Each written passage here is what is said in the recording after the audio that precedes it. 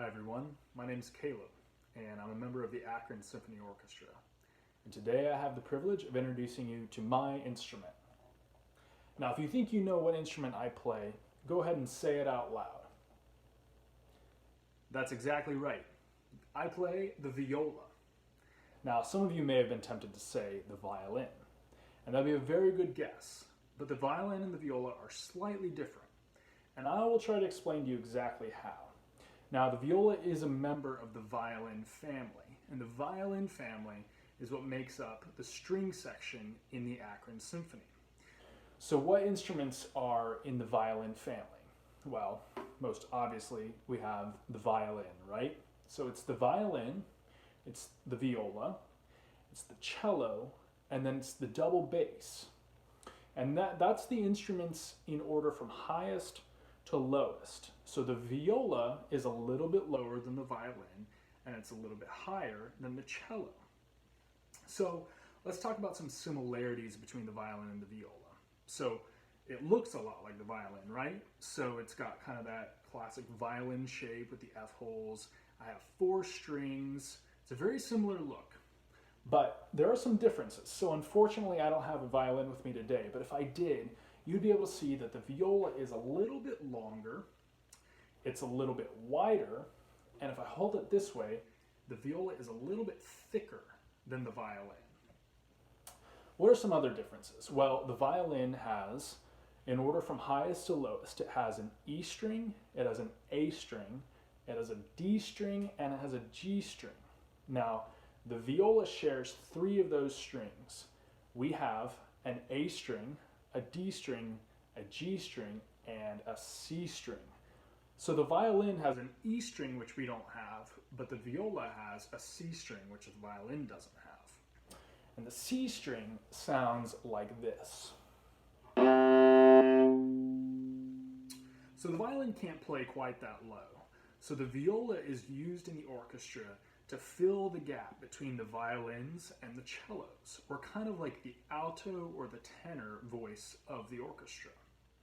Now, you may have already had someone from the string section of the Akron Symphony explain to you how a string instrument produces sound.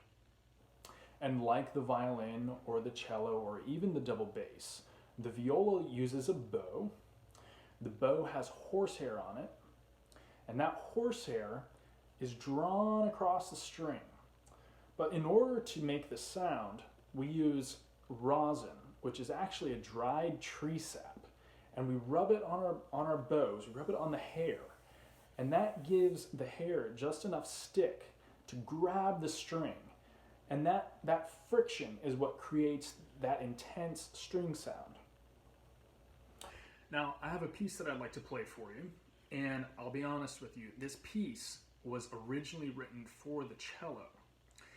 But I should tell you, the cello and the viola are also very similar in some ways. Even though we play the viola on our shoulder and the cello plays it between their knees, the viola and cello are similar in that, like the viola, the cello also has an A string, a D string, a G string, and a C string, which, as you remember, is exactly what the viola has. Now, the difference is that the viola is an octave higher than the cello. So an octave is 8 notes. So they're the same note names, but they're an octave higher. So this piece I'm about to play for you was written a very long time ago, back in the 1600s, by Johann Sebastian Bach. It's a piece for unaccompanied solo cello. And because we have the same strings and the same range, sometimes violas steal a little bit of the cellist repertoire because it's such great music. So I hope you enjoy this piece. It's a prelude to Bach's second suite. It's in D minor, so you'll hear that it sounds a little bit dark, maybe a little bit sad, but I hope you agree with me that it's great, great music. Thanks for listening, everyone.